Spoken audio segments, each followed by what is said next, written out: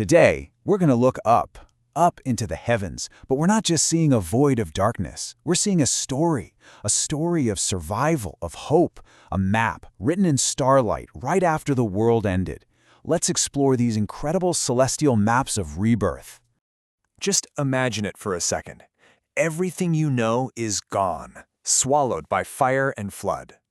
The old world is just a memory. The cosmos itself is reborn. So in this new, strange, and frankly terrifying landscape, how would you find your way? How would you find your way back to the gods, or even just back to a sense of hope? That's the exact question facing the survivors of Ragnarok. And their solution? Well, it was absolutely brilliant. The new gods and the ancient elven spirits, they didn't leave anything to chance.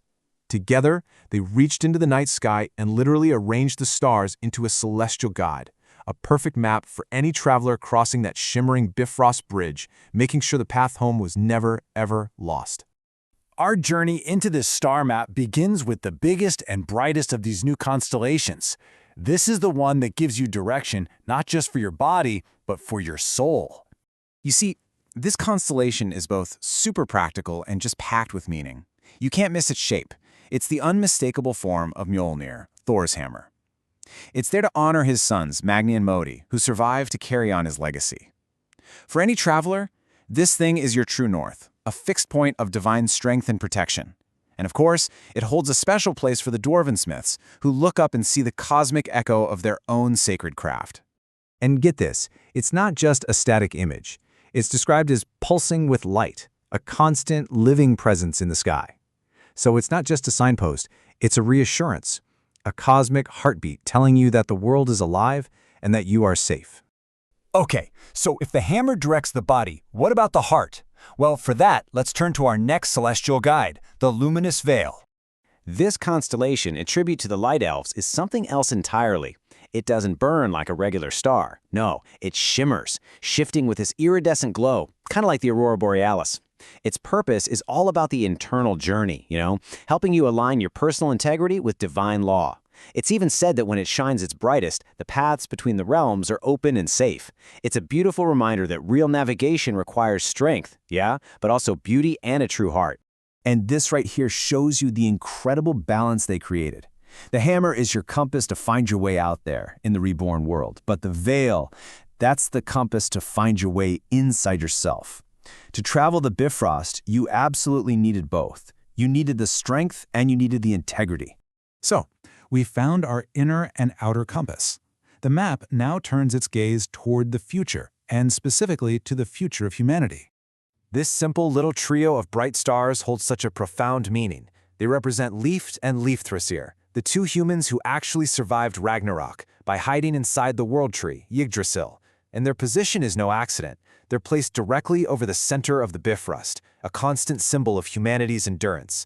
They're even nicknamed the Seed Stars, because from them, a whole new world of mortals would eventually grow. This quote just captures the whole thing so perfectly. Those stars are this powerful, eternal beacon of hope. They're a reminder to all mortals who came after that life, even when it's at its most fragile, can and will endure. And finally, the celestial map gives us one last sign, a sign that the old conflicts are done, pointing the way toward a brand new dawn of peace and unity. The spear of Balder, the god of peace, points right toward the resurrected sun.